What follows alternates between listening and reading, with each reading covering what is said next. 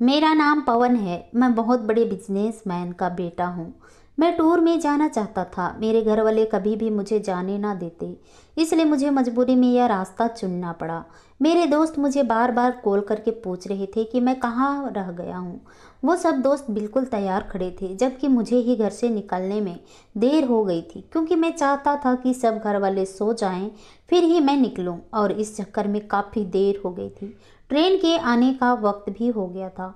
असल में हम सब दोस्तों ने बाहर घूमने फिरने का प्लान बनाया था और मुझ पर पाबंदी थी कि मैं घर से बाहर नहीं निकल सकता। वजह यही थी कि मैं हर वक्त दोस्तों के साथ घूमकर वक्त बर्बाद करता था। लेकिन यह प्लान चूंकि कई महीनों से था, तो मैं इसको हरगिज भी नहीं छोड़ सकता था। इसलिए घर से मुझे यूं रात के इस पहर फरार होना पड़ा। जल्दी से मैंने टैक्सी पकड़ी और उसको स्टेशन की तरफ तेजी से भागने के लिए कहा। मगर शायद मेरी किस्मत ही खराब थी, क्योंकि आधे रास्ते में ही जाकर टैक्सी भी खराब हो गई। अब मुझे इस वक्त कोई दूसरी गाड़ी भी मिलना मुश्किल लग रहा था। मेरे दोस्तों की कॉल्स भी कॉल्स पर आ रही थी। ट्रेन पहुंच चुकी थी और वो सब स्टेशन पर खड़े मेरा इंतजार कर रहे थे। आखिर मुझे यही नजर आया तो मैंने उन्हें कहा कि वो लोग निकल जाएं। मैं कोई गाड़ी या टैक्सी बुक करके इन्हें अगले स्टेशन पर मिलता हूँ। मगर अभी तो यहाँ से गाड़ी का मिलना नामुमकिन लग रहा था। मैं इन्हीं सोच में परेशान हो रहा था कि एकदम से एक गाड़ी मेरे करीब आकर रुक गई थी। मैंने देखा तो आगे ड्राइवर बैठा था, जबकि पीछे कोई नकाबपोश हसीना थी जिसकी सिर्फ आंखें ही दिखाई दे रही थी। शायद इस ड्राइवर ने अपनी मालकिन के कहने पर ही गाड़ी रोकी थी।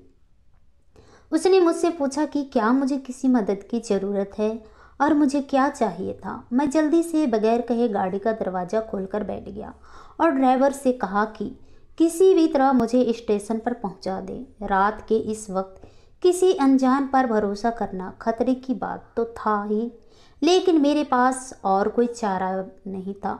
इत्तेफाक की बात ही थी कि इन लोगों को भी स्टेशन की तरफ ही जाना था, इसलिए ड्राइवर ने बहुत तेज़ी से गाड़ी दौड़ाई। लेकिन वही हुआ जिसका मुझे डर था। जब तक हम स्टेशन पहुंचे, ट्रेन निकल चुकी थी। मैंने अपने दोस्त उसको कॉल की और यही कहा कि अब और कोई रास्ता नहीं है सिवाय इसके कि मैं अगले स्टेशन पर तुम लोगों को मिलता हूँ। हम लोगों को घूमने जाने का प्लान था। अगर ट्रेन न मिलती तो कोई बड़ा नुकसान हो जाता। मैं बस या किसी टैक्सी के जरिए भी जा सकता था, लेकिन असल में मुझे ट्रेन पर सफ़र करने का बहुत शौक था और मेरे सरार पर हमने ट्रेन का प्रोग्राम बनाया था, वरना सबके पास अपनी गाड़ियाँ भी थी। और अब मैं ट्रेन पर जाने से रह गया था। वो दोनों मेरी बातें सुन रहे थे। इसने उस हसीना ने धीमी आवाज़ में ड्राइवर से कुछ कहा तो वो मेरी तरफ देखकर कहने लगा कि आपकी बातों से लग रहा है कि आपको मुंबई जाना है। हम लोग भी वहीं जा रहे हैं। अगर आप चाहें तो हम आपको वहाँ छोड़ सकते हैं। यह तो बहुत अच्छी बात थी। मेरा तो दिक्कत ही हल हो गया था। थोड़ी देर इधर उधर देखते हुए मैंने चोरी छुपे पीछे मुड़कर देखा तो उस निकाबपोश अपनी तरफ ही देखने पाया, तो मैंने घबराकर जल्दी से गर्दन मोड़ ली। वो मुझे ही देख रही थी। अंदाजा से तो वो किसी बहुत बड़े खानदान की लग रही थी। ना जाने रात के इस वक्त वो अकेले ड्राइवर के साथ मुंबई किस लिए जा रही थी। मुझे बहुत ताज्जुब हुआ और एक बार तो दिल किया पूछ ही लूँ, लेकिन फिर मैंने सोचा कि मेरा ऐसा पूछना ठीक नहीं है, इसलिए मैं चुप रहा। लेकिन इस लड़की की मौजूदगी की वजह से बार बार मेरे दिमाग में अजीबोगरीब ख्यालात भी आ रहे थे। रास्ता बहुत अच्छे से कट रहा था। सुबह भी उजाला भी फैलना शुरू हो गया था। अभी भी इक्का दुक्का लोग ही नजर आ रहे थे। वो लोग तो कब का पहुंच चुके थे। जहां तय की गई थी वहां उस होटल में मेरा इंतजार हो रहा था। लेकिन जो कुछ मेरे साथ हुआ वो तो मैंने कभी सपने में भी नहीं सोचा था कि मेरे साथ ऐसा भी हो सकता है। जैसे ही हम मुंबई में दाखिल हुए तो ड्राइवर यह कहकर नीचे उतर गया कि हम सबके लिए कुछ खाने पीने का लेकर आता है। मुझे भी बहुत भूख लगी थी, इसलिए मैंने भी उसकी ऑफ़र कबूल कर ली। लेकिन खाना खाने के बाद मेरे सर पर अजीब सा बोझ महसूस होने लगा। मेरा सर चकराने लगा और बेहोश होने से जो आखिरी सोच मेरे दिमाग में थी वह यह थी कि शायद मेरे साथ धोखा हो गया है। इस खाने में ही ज़रूर कुछ ऐसा था जिसकी वजह से मेरी यह हालत हो रही है। मुझे होश आया तो मैंने खुद को एक आलीशान कमरे में पाया। कुछ देर तक तो मुझे याद ही नहीं आया कि मैं कहाँ पर हूँ। फिर जैसे जैसे मेरा नशा छूटता गया मुझे सब याद आ गया कि मैं यहाँ पर कैसे पहुँचा। मुझे हैरत इस बात पर हो रही थी कि इस ड्राइवर और उस लड़के ने आखिर क्यों मुझे यहाँ पर कैद कर लिया। शायद वो लोग पेशेवर थे और वो लिफ्ट देने के बहाने और उनको लूट लेते हैं। मैं ही बेवकूफ़ था जिनकी बातों में आकर उनकी गाड़ी में बैठ गया। थोड़ी देर तक मैं दरवाज़ा खटखटाता रहा लेकिन कोई जवाब नहीं आया था। मेरी जेब में मेरा मोबाइल भी नहीं था। यकीनन वो भी लोगों ने अपने कब्जे में कर लिया था। कुछ ही देर गुजरी थी कि वही ड्राइवर कमरे के अंदर दाखिल हुआ। इसके हाथ में कुछ कपड़े थे। मुझे देखकर कहने लगे, जल्दी से तैयार हो जाओ, तुम्हारा शादी होने वाला है। मैं तो उछल ही पड़ा और चिल्लाते हुए कहा कि ये क्या मजाक है, शादी होने वाला है और तुम हो कौन और मुझे यहाँ पर क्यों लाए हो। उस ड्राइवर का लहजा बिल्कुल ही बदल चुका था। मेरे करीब आकर कहने लगा कि अगर तुम अपनी सलामती चाहते हो तो अगले 2 घंटे के बाद तुम यहाँ से चुपचाप निकलकर अपने दोस्तों के पास चले जाओ, नहीं तो तुम्हें मालकिन से अभी और इसी वक्त शादी करना होगा। मैंने पूछा, लेकिन आखिर मैं तुम्हारी मालकिन से शादी क्यों करूं? मैं तो उसे जानता तक नहीं हूं और उसकी क्या ज़रूरत है। वो कहने लगा कि तुम्हारे लिए सब कुछ जानना बिल्कुल भी ज़रूरी नहीं है, बस तुम्हें जो कहा है वो तुम्हें करना होगा, वरना तुम यहीं हमारे पास कैद रहोगे। वो कपड़े फेंक कर बाहर चला गया और मैं ठंडे दिल और दिमाग से सोचने लगा कि मुझे इनकी बात मान लेनी चाहिए। लेकिन मुझे यह भी परेशानी हो रही थी कि आखिर मैं इस लड़की से शादी क्यों करूं? इसका ऐसा क्या मकसद है? मैंने तो अभी तक इसे देखा तक नहीं था, लेकिन कोई चारा भी तो नहीं था। मैं कपड़े पहनकर इस ड्राइवर के साथ कमरे से बाहर आ गया तो वो घूंघट निकाल पहले से ही तैयार बैठी थी। पंडित और गवाह भी वहाँ पर मौजूद थे। उस वक्त मेरा दिमाग इतना उलझा हुआ था और मुझे बिल्कुल भी समझ नहीं आ रही थी कि आसपास हो क्या रहा है। मुझे तो यह भी समझ नहीं आया कि इसका नाम क्या है। बस मैंने हाँ में सर हिला दिया और फिर शादी हो गई। लोग हमारी तस्वीरें बनाने लगे। मुझे ये सब बिल्कुल भी अच्छा नहीं लग रहा था। आखिर इस सब के पीछे इस लड़की का मकसद क्या है? शादी के थोड़ी देर बाद ही वो ड्राइवर मुझे आकर कहने लगा कि जहाँ जाना चाहते हो मैं तुम्हें वहाँ पर छोड़ देता हूँ। वो मेरी आंखों पर पट्टी बांधकर मुझे गाड़ी में ले आया और थोड़ी देर के बाद जिस होटल का मैंने कहा था उसके सामने आकर मेरी आंखों से पट्टी हटा दी और कहने लगा कि अब तुम आज़ाद हो।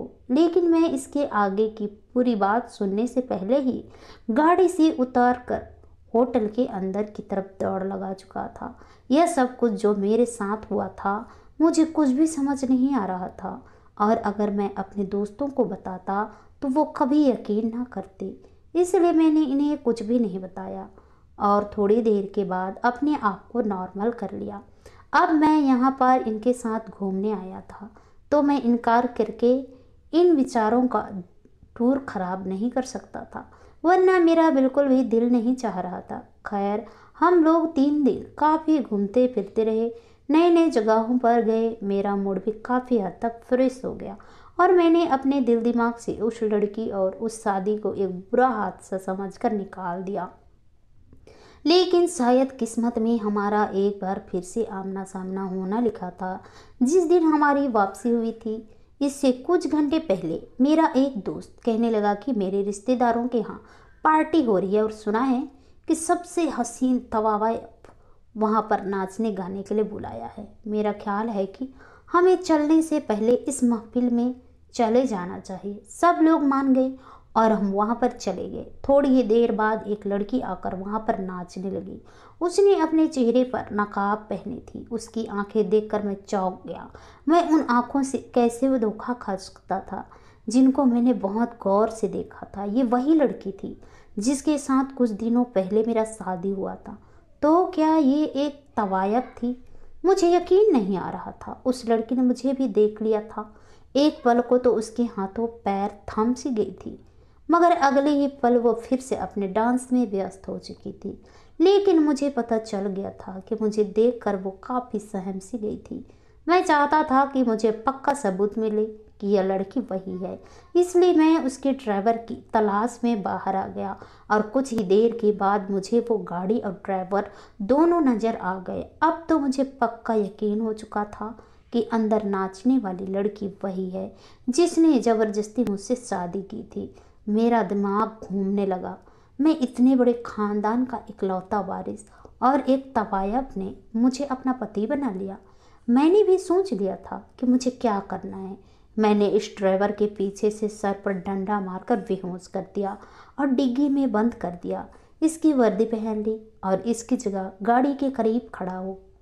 1 घंटे के बाद महफिल ख़त्म हुई और वो लड़की बाहर आती हुई नजर आई। उसने ड्राइवर यानी मेरे चेहरे की तरफ नहीं देखा और जल्दी से गाड़ी में बैठ गई। मेरे लिए बेहतरीन मौका था। मैंने भी ड्राइंग सीट संभाली और उसके बगैर कहे गाड़ी पहाड़ी इलाके की तरफ मोड़ दी। मैं असल में जानना चाहता था कि इस तवायफ ने मेरे साथ इतना बड़ा धोखा क्यों किया। इसने मुझे अपना पति क्यों बना लिया। वो लड़की तो सर नीचे करके बैठी थी। शायद उसने नोट ही नहीं किया कि मैं उसे कहाँ पर लेकर जा रहा हूँ। वो तो जब मैंने एक झटके से गाड़ी रोकी तो वो होश में आई और इधर उधर देखते हुए पूछने लगी, ड्राइवर ये तुम मुझे कहाँ पर लेकर आए हो? हमने तो वापस जाना था। ये हम कहाँ पर आ गए? मैंने अपने सर से टोपी उतारते हुए उससे कहा कि ड्राइवर नहीं बल्कि तुम्हारा पति, जिसके साथ तुमने ज़बरदस्ती शादी कर लिया था। मुझे देखकर वो घबरा गई थी। मैंने उसे धमकी दी, तुमने मुझे अपने बारे में सब कुछ सच सच नहीं बताया तो मैं अभी तुम्हें यहाँ से किसी घाटी पर नीचे धक्का दे दूंगा। मुझे वो कहने लगी कि मैं तुम्हें सब सच बताने को तैयार हूँ। मेरा नाम बचपन में तानिया था। मेरी माँ ने बहुत लाड़ और प्यार से मेरा यह नाम रखा था और इतने ही नाजों से मेरी परवरिश की थी। मगर इसका और मेरा साथ बहुत कम दिन का था। जब मैं 6 साल की थी तो मेरी माँ मर गई। मेरा बाप एक अमीर आदमी था और इसके बिजनेस कई देश में फैले हुए थे। सब लोग उससे यही कहने लगे कि इतनी दौलत और जायदाद किसके लिए है? तुम्हें वारिस की ज़रूरत है, इसलिए तुम दूसरी शादी कर लो। लोगों की बातों में आकर मेरे पापा ने दूसरी शादी कर ली। मैं 6 साल की थी। मेरी सौतीली माँ वैसी ही थी जैसी कि अक्सर सौतीली माएँ होती है। उसको मेरा रहना बुरी तरह से खटकने लगा था और वह यही चाहती थी कि मेरा बाप मुझसे प्यार ना करे। मेरी सौतेली माँ मेरे बाप से मेरी तरह तरह की शिकायतें लगाती। वो मेरे बाप के दिल में मेरे खिलाफ दिन ब दिन जहर घोलती रहती थी और मैं तो छोटी थी। मुझे पता भी नहीं चलता था कि वह साजिश क्या कर रही है। मेरे पापा के सामने वो मेरे साथ बहुत अच्छी रहती थी, मुझसे बेइंतहा प्यार जताती और अपने हाथों से खाना खिलाती थी और पापा को यही लगता था कि वो बहुत अच्छी माँ है और मेरा बहुत ख्याल रखती है। लेकिन मैं इसका रवैया देखकर खूब समझ चुकी थी कि अब मेरे आगे आने वाली ज़िंदगी मेरी सौतीली माँ के कारण बहुत बुरी गुजरेगी। लेकिन मैं क्या जानती थी कि मैं यहाँ पर रहूँगी ही नहीं। मैं 6 साल की थी तब एक दिन वो मुझे कहने लगी कि चलो मैं तुम्हें साथ शॉपिंग पर ले जाती हूँ। मैं बहुत खुशी खुशी उसके साथ तैयार होकर घर से बाहर आई और पहली बार गाड़ी में बैठी थी। मेरी सौतीली माँ मुझे लेकर सीधा एक कोठे पर ले आई थी और उसने मुझे वहाँ पर बेच दिया था और खुद वापस चली गई। मेरी ज़िंदगी पहले कौन सा ठीक थी, यहाँ पर आकर तो और मुश्किल में पड़ गई। मुझे बचपन से ही नाच सिखाया जाने लगा। कोठे की मालकिन को सब गुरु कहते थे। वो मुझसे बहुत प्यार करती थी। मेरा नाम भी तानिया से बदलकर मायरा रख दिया गया। जैसे जैसे मैं जवान होने लगी सब कुछ सीखने लगी। गुरु ने सबको माफ़ कर दिया था, गुरु ने सबको कह दिया था कि मायरा मेरी बेटी है और सिर्फ तभी नाचेगी जब मैं चाहूँगी। मैं सब तवायम से बढ़कर हसीन थी और जैसे जैसे मैं बड़ी होती जा रही थी निखरती भी जा रही थी। मेरे हुस्न को देखते ही मालकिन यानी गुरुजी ने मुझे कह दिया था कि तुम घूंघट निकाल कर नाचा करोगी। मैं नहीं चाहती कि तुम्हारी यह खूबसूरत सा चेहरा सबके सामने आम हो जाए, इसलिए जब भी मैं गाना गाने जाती या नाचने जाती तो मेरे चेहरे पर नकाब लगाकर करती रहती थी। सिर्फ खास लोगों के पास मालकिन मेरा घूंघट हटाकर मुझे जाने की इजाज़त देती थी, और यह वो लोग होते थे जो मुंह मांगी कीमत अदा करने को भी तैयार हो जाते थे। इतना कहकर वो लड़की एक लम्हे को चुप हो गई तो मुझे अपने रोंगटे खड़े होते महसूस हुए। यानी कि मेरा अंदाज़ा बिल्कुल सही था। मैं एक तवायब से शादी कर चुका था, लेकिन आखिर फिर इसने मुझसे शादी क्यों की? जब मैंने उससे यही सवाल पूछा तो वो कहने लगी कि पहले मेरी पूरी कहानी तो सुन लो, फिर मैं तुम्हें यह भी बता दूंगी कि मैंने ऐसा क्यों किया है। मैं चुप होकर बैठ गया और वो अपनी कहानी को आगे बढ़ाते हुए कहने लगी, मैं गुरु की बहुत लाडली थी और मैं जैसा कहती वो वैसा ही कहती थी। अक्सर मुझे दूसरे शहर में भी खास महफिलों में नाच गाना के लिए जाना पड़ता था, लेकिन हमेशा मुझे वहाँ पर भी अपना चेहरा छुपाकर ही नाच गाना करने की इजाज़त दी जाती थी। मुझे यह काम अच्छा नहीं लगता था, मगर मैंने जब से होश संभाला था अपने आप को यही करते देखा था, और मैं जानती थी कि मेरे पास इस काम को करने के अलावा और कोई हल नहीं है। इसकी बातें सुनकर मुझे इसका चेहरा देखने का इच्छा पैदा हो गया था। इससे पहले कि मेरे दिल में ऐसी कोई ख्वाहिश नहीं जागी थी कि इसका मैं चेहरा देखूं। लेकिन जैसे ही तारीफ वो अपनी बात बता रही थी, उसका चेहरा देखना तो बनता ही था। उसकी आंखें इतनी हसीन थी कि मैं अंदाज़ा लगा सकता था कि वह कितनी हसीन होगी। खैर, मैंने सोचा कि जब अपनी कहानी पूरी कर लेगी तो फिर इसका चेहरा देखूंगा। कहने लगी कि मेरे दिन यूं ही गुजर रहे थे कि मैं मालकिन ने मुझे एक दिन खास तौर पर तैयार होने को कहा। ऐसा तो वो तभी कहती थी जब मुझे किसी के घर भेजना होता था। मुझे कहने लगी कि आज की महफिल में तेरा घूंघट हरगिज भी चेहरे से नहीं उतारना चाहिए, वरना तेरा अंजाम बहुत बुरा होगा। इसकी बात सुनकर मैं चौंक गई। मालकिन ने मुझे आज तक कभी ऐसा नहीं कहा और ना ही अंजाम की बात की थी। अगर वो आज कह रही थी तो ज़रूर कुछ खास ही था। मैंने कहा कि ठीक है, मैं यह बात याद रखूंगी, और मैं 3 नौकरानियों के साथ एक ऊंची हवेली में आ गई। मुझे इस हवेली में जाकर अजीब सी बेचैनी महसूस होने लगी। बार बार दिल यही चाह रहा था कि मैं यहाँ से भाग जाऊँ, लेकिन मैं अब अपना पूरा काम किए बगैर तो यहाँ से नहीं जा सकती थी। खैर, मैंने चेहरे पर घूंघट उठ लिया और काम करना शुरू कर दिया। वहाँ पर सिर्फ एक ही आदमी था जो मुझ पर पैसे बरसा रहा था, और वह इतने पैसे फेंक रहा था जितने आज तक कभी किसी ने नहीं देखे थे। जितनी देर में नाच करती थी उतनी देर तक उसके हाथ नहीं थमे थे, और वो लगातार मुझ पर पैसे फेंक रहा था।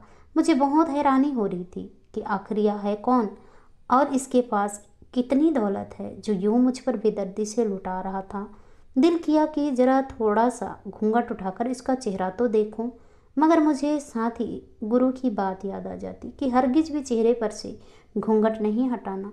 लेकिन फिर कुछ ऐसा हो गया कि मैंने गर्मी के मारे घूंघट हटाकर उस आदमी का चेहरा देखने का फैसला कर ही लिया। यह था कि जैसे ही मैंने अपना डांस खत्म किया तो तालियों की गूंज सुनाई देने लगी, और उसी वक्त उस आदमी ने मेरी झोले में बहुत सारा सोने का जेवर रख दिया। तो मैंने घूंघट हटाकर उस आदमी के चेहरे पर नजर डाली, और मेरी नजरें भूल गई थी। मैं तो जैसे पत्थर की हो गई थी। मैं अपना बचपन बिल्कुल भूल चुकी थी और मुझे कुछ भी याद नहीं था। मैं चौंक कर रह गई थी। वह वाकई में मेरा बाप है या मुझे कोई गलत फहमी हो रही है? लेकिन मेरा दिल गवाही दे रहा था कि यह आदमी मेरा बाप ही है। लेकिन मैं पक्का करना चाहती थी, इसलिए मैंने उसे कहा कि मुझे वॉशरूम जाना है, तो वो मुझे अपने साथ लेकर वॉशरूम ले गया।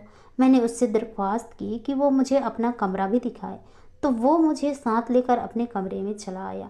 मैंने पूछा कि आपकी बीवी कहाँ है, तो वह हंसते हुए कहने लगा कि आज बीवी घर पर होती तो तुम्हारा क्या ख्याल था कि मैं ये महफिल का इंतजाम कर पाता। असल में वो कुछ दिनों के लिए शहर से बाहर अपने मायके गई है और मैं बोर हो रहा था, तभी तो तुम्हें यहाँ पर बुला लिया। मैंने उसे बहाना बनाकर बाहर भेज दिया कि ठीक है, आप जाइए, मैं वॉशरूम से होकर आती हूँ। अगर कोई हमें इकट्ठे इस कमरे में देख लेगा तो मेरी शिकायतें मेरी मालकिन को लगा देगा। मैं हरगिज ऐसा नहीं चाहती। वो बाहर चला गया तो मैंने जल्दी से उसके कमरे की तलाशी लेना शुरू कर दी। मैं कोई ऐसी चीज़ या कुछ ऐसा ढूंढना चाहती थी जिससे मुझे पता चलता कि वाकई वो मेरा बाप ही है। और जानते हूँ मुझे वहाँ पर तलाशी के दौरान क्या मिला? अपने माँ बाप की शादी की तस्वीरें और अपने बचपन की एक फटी पुरानी तस्वीर भी मुझे वहीं से मिली। उस तस्वीर में मेरे जिस्म पर वही रंग मौजूद थे जो मैं हमेशा पहने रखती थी। अब तो मुझे पक्का यकीन हो गया था कि यह शख्स कोई और नहीं बल्कि मेरा बाप ही था। और यह कैसी किस्मत थी कि वह इस राज से अनजान था और मुझे भी इसका पता चल चुका था। मुझे समझ नहीं आया कि मैं अब क्या करूं। क्या इसको बता दूं कि वो मेरा बाप है और मैं इसकी बेटी? लेकिन फिर मैंने सोचा कि कोई भी बाप ऐसी बेटी को स्वीकार नहीं करेगा जो तवाइफ की हैसियत से जानी जाती हो।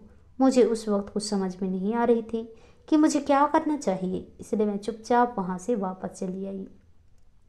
जब मैं वापस आई तो गुरु ने मुझे देखते ही सिर्फ एक सवाल पूछा कि कहीं तुमने घूंघट तो नहीं हटाया था। मैंने घबराते हुए कहा कि मेरे चेहरे पर घूंघट ही रखा था। तो उसने सुकून की सांस ली। मुझे ना जाने क्यों ऐसा लगा कि शायद वह जानती थी कि मेरा इस हवेली और उस आदमी से क्या क्या रिश्ता था। तभी तो उसने मुझे घूंघट चेहरे पर रखने के लिए कहा था और इसकी बात की भनक तक ना हो गई। तब मैंने उसे बात करते हुए सुना। वो दूसरी तवायवत से बात कर रही थी कि इसको तो पता भी नहीं कि जिस घर में वो नाचने के लिए गई थी वो उसका अपना ही घर है। शायद यह दुनिया की पहली तवायफ है जो अपने ही घर पर अपने ही बाप के सामने नाच कर पैसे कमा कर लाई है। इसकी बातें सुनकर मुझे ज़िंदगी में पहली बार अपने आप से घिन महसूस हुई। यूँ लगा जैसे बीच बाजार में मेरी ज़िंदगी किसी ने नीलाम कर दी हो। मैं ज़िंदगी में पहली बार तवाइफ का लफ्ज़ मुझे गाली महसूस हुआ था। इतना कहकर वो रोने लगी। मैं उसकी कहानी में खोया हुआ था। एकदम से चौंक कर होश में आया। मुझे दुख हो रहा था। इस बेचारी ने ज़िंदगी में ना जाने कैसे कठिन हालात का सामना किया था। मैंने खुद को इसकी जगह पर रख कर देखा तो मेरे रोंगटे खड़े हो गए कि वाकई एक बेटी के लिए तो यह शर्म से डूब मरने की बात है कि जब वो एक तवाइफ बनकर बाप के सामने नाच रही थी और इसका बाप भी इस पर पैसे निछावर कर रहा था।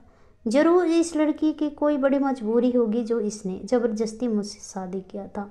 मुझे यकीन था कि अभी थोड़ी ही देर में मुझे यह राज भी मालूम हो जाएगा जब वह मुझे अपने आगे की कहानी सुनाएगी। लेकिन उसे रोता देखकर मैं परेशान हो गया कि उसे चुप कैसे कराऊंगा। वो मुझे कहने लगी कि गाड़ी में पानी होगा, प्लीज़ मुझे पानी लाकर दे दो। मैं जल्दी से उठकर गाड़ी से पानी लाने के लिए भागा। उस वक्त मुझे बिल्कुल ख्याल नहीं रहा कि मैं उसे किस तरह यहाँ पर लेकर आया था। उसने पहले मुझे अगवा किया था और अब मैं उसे धोखे से लेकर आया था। जब मैं पानी की बोतल लेकर वापस आया तो वह कहीं भी नहीं थी। इतनी ही देर में मौके का फ़ायदा उठाकर वो फरार हो चुकी थी। मुझे खुद पर गुस्सा आया कि मैंने उसकी बातों पर यकीन कैसे कर लिया और पानी लेने के लिए कैसे गया। मुझे तो यह ख्याल रखना चाहिए था कि कहीं वह भाग ही न जाए।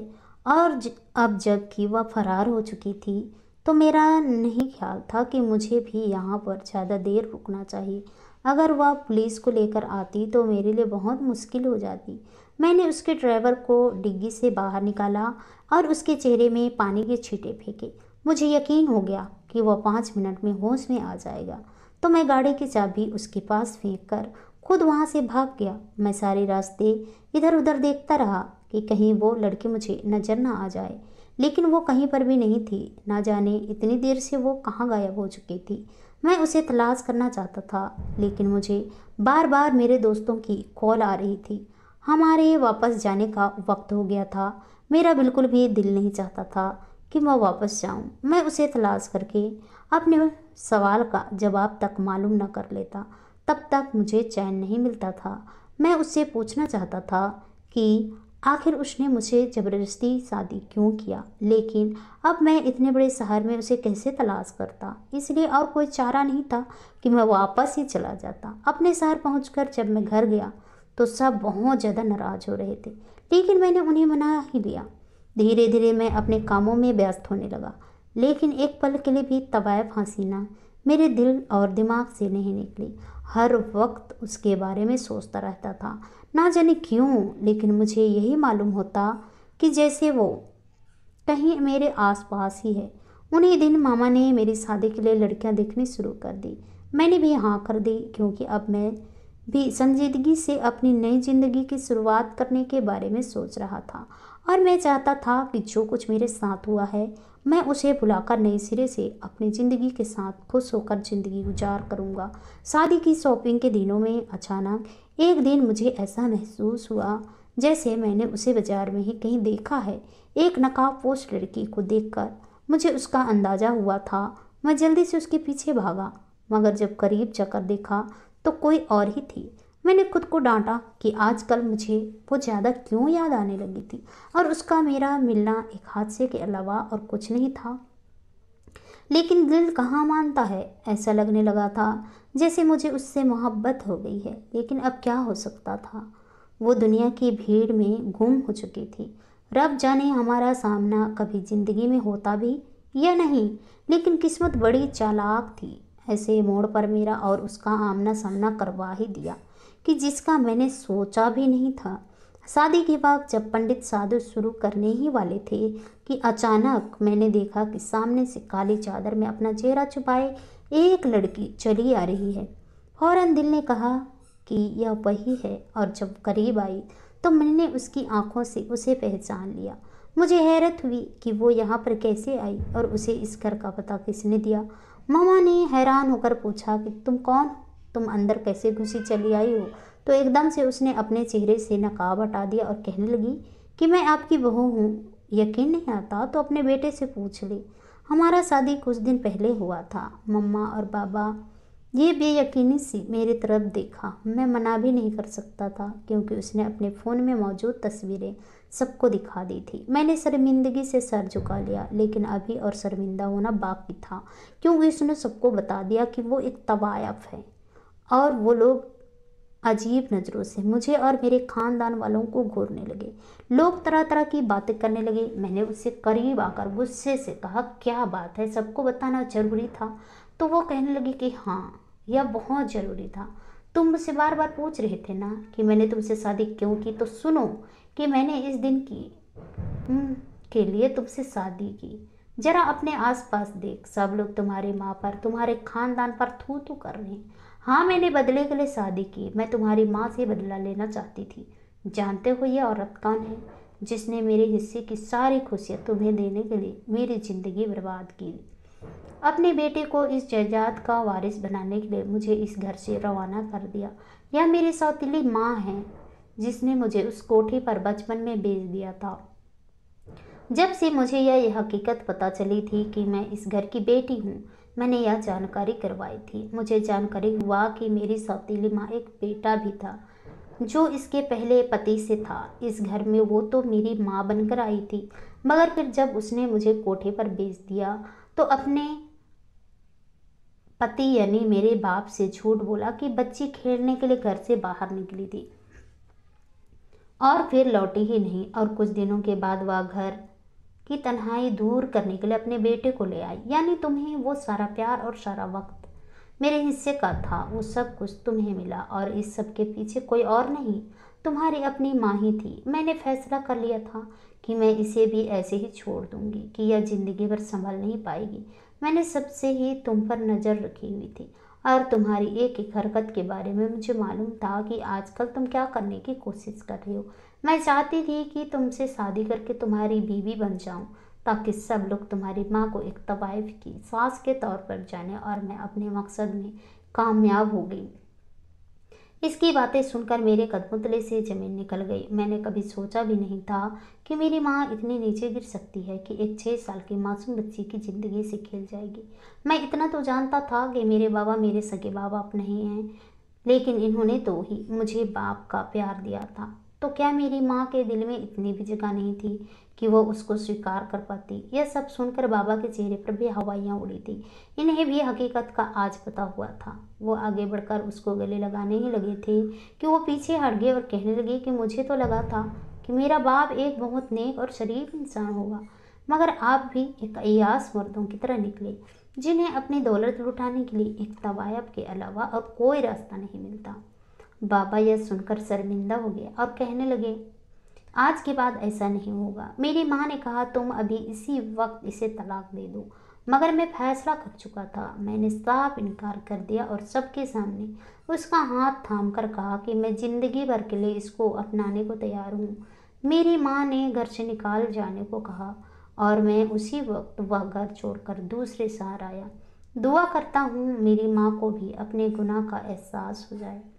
आशा करती हूँ दोस्तों आप लोगों को ये कहानी पसंद आई होगी। कहानी पसंद आई तो कहानी को लाइक कीजिए, शेयर कीजिए, कमेंट कीजिए और ऐसी कहानी सुनने के लिए प्लीज़ हमारे चैनल को सब्सक्राइब जरूर कीजिए। तो चलिए दोस्तों मिलते हैं नेक्स्ट कहानी के साथ।